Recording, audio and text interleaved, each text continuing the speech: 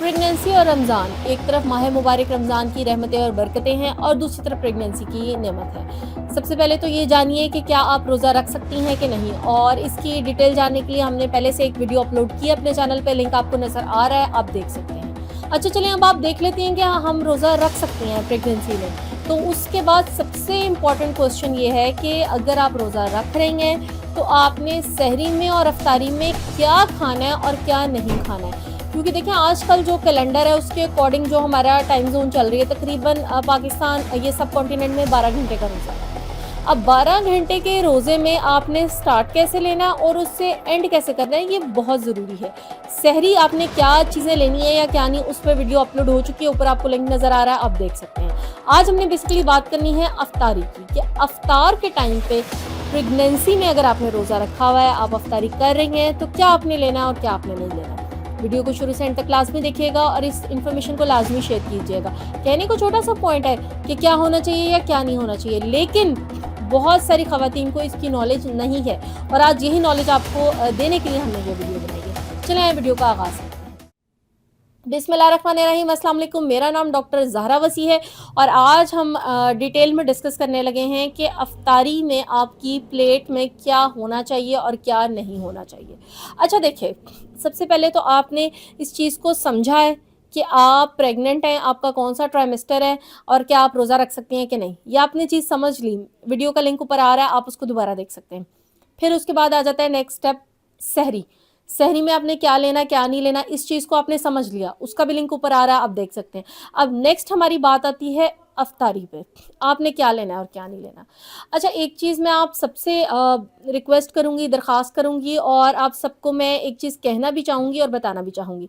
देखिए अगर आपके घर में कोई खातून प्रेग्नेंट है, आपकी बहू है, बेटी है, बहन है, कोई भी है, इवन आपके घर में आपकी जो हाउस हेल्प हैं, आपकी जो साथ जो हेल्पर्स हैं वो हैं, और स्पेशली अगर वो प्रेग्नेंट है और वो रोज़ा रख रही हैं, सोचें अल्लाह ताला ने रोज़ेदार का कितना मकाम रखा है। और अगर एक माँ है, एक हामला खातून है और वो रोज़ेदार है, तो उसका कितना बड़ा मकाम है।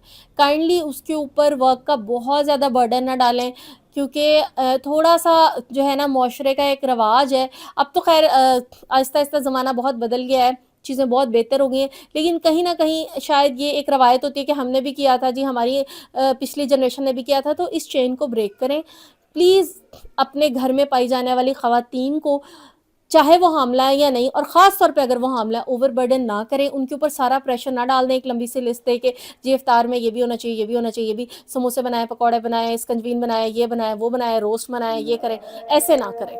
तो इन चीज़ों का आपने ध्यान रखना है। वैसे भी इस्लाम सादगी का मज़हब है और एतदाल का मज़हब है। सादगी में हुस्न है, सादगी में ईमान है और सादगी में ही बरकत है। चलिए अब हम एक सपोजिट प्लेट बनाते हैं अफ्तारी की, और हम ये बात करते हैं कि अफ्तार की प्लेट किस तरह से होनी चाहिए।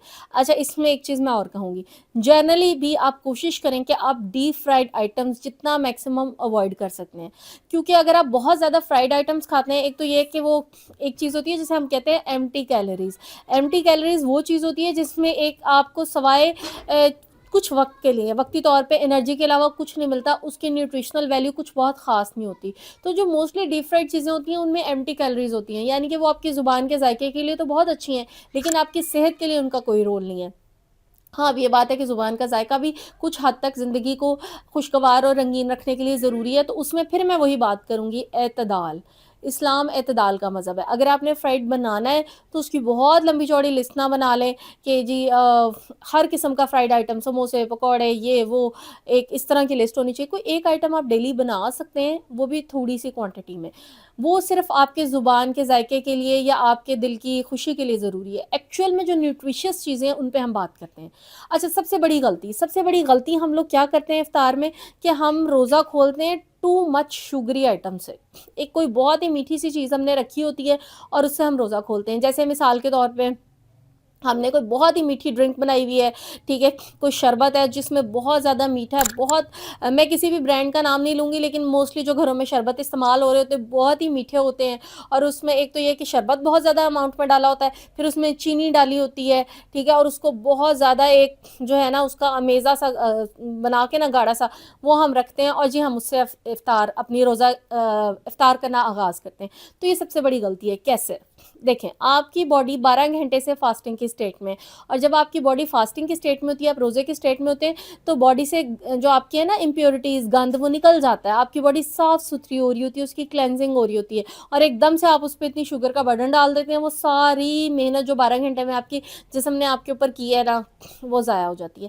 تو آپ نے جو ہے نا روزہ جو افطار کرنا ہے، جو سنت ہے رسول پاک صلی اللہ علیہ وآلہ وسلم کی، اس کو فالو کرنا ہے۔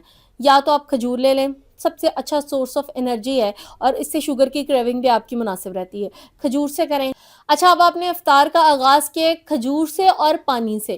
اچھا، اس میں نا کچھ اچھی چیزیں آپ ایڈ کر سکتے ہیں، جیسے آپ کچھ نیچرل چیزوں کے قریب رہیں، شوگر جو چینی ہے اس کی بجائے شکر یا گڑ کا استعمال کریں، آرٹیفیشل ڈرنکس کی بجائے آپ گھر میں جو تازہ فریش لیمن ملتے ہیں اس سے آپ لیمو پانی بنا لیں، اور اس کے اندر کچھ بڑی اچھی قسم کے ہمارے بیج ہوتے ہیں، جس طرح بیزل سیڈز اور چیا سیڈز، جسے ہم یہ تخم ملنگا کہتے ہیں یا تخم داؤدی کہتے ہیں، ایزی زبان میں آپ کو میں نے سمجھا دیا ہے، تخم ملنگا یا چیا سیڈز جس کو ہم کہتے ہیں۔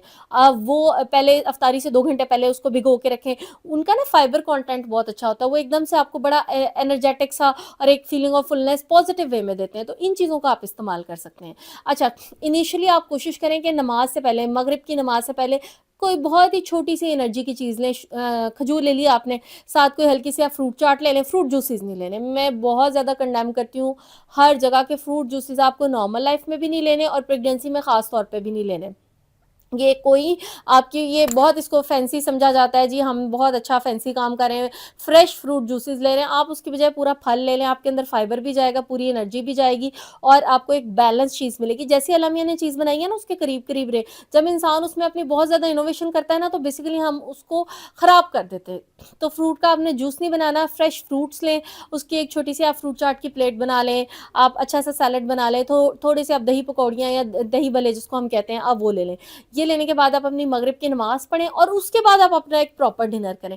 ڈنر میں اگین آپ نے جو اپنی ڈنر کی پلیٹ بنانی ہے، ٹھیک ہے، اس کے اندر آپ نے کیا کرنا ہے، اس کے اندر آپ نے پورشنز کا خیال رکھنا ہے، ٹھیک ہے۔ آپ کی پروٹین مسٹ ہے، پروٹین آپ کے باڈی کی ہیلتھ، آپ کے برین کی ہیلتھ، آپ کے مسل، آپ کے بچے کے مسل کے لیے بہت ضروری ہے۔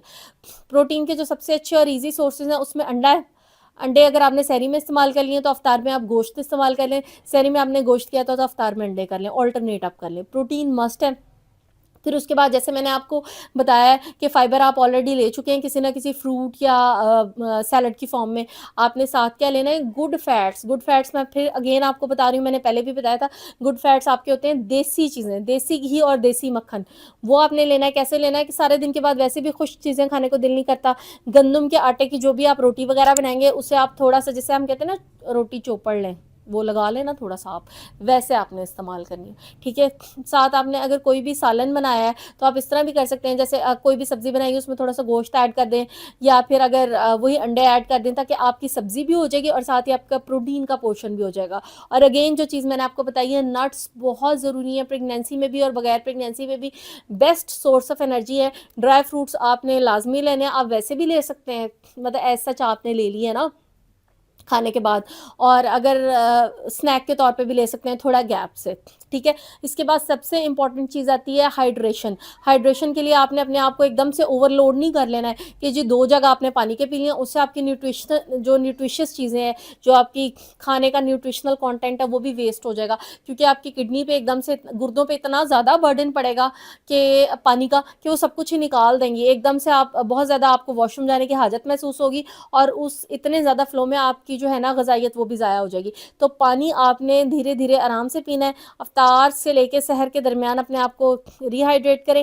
ہاں، اگر آپ میرے جیسے چائے کے شوقین لوگ اینڈ میں محسوس کرتے ہیں کہ آپ کو چائے کی طلب ہو رہی ہے، تو آپ بالکل لے سکتے ہیں، لیکن عام طور پہ چائے کا جو ایک رول ہے کہ آپ کھانے سے آدھے سے پونے گھنٹے کے گیپ سے چائے لیں، تاکہ اس کے اندر موجود خاص طور پہ آئرن اور کچھ اور جو نیوٹریشس ایلیمنٹس ہیں وہ ویسٹ نہ ہو۔ تو اس طریقے سے اگر آپ اپنی افطاری کو بیلنس کریں گے تو انشاءاللہ تعالیٰ آپ کو مشکل نہیں ہوگی، آپ روزے رکھ سکیں گے، اور آپ رمضان کو بھی انجوائے کر سکتے ہیں، اور ساتھ اپنی پریگنینسی کو بھی۔ دعاؤں میں یاد رکھیے گا، اور اس ویڈیو کو آگے لازمی اسپریڈ کیجیے گا۔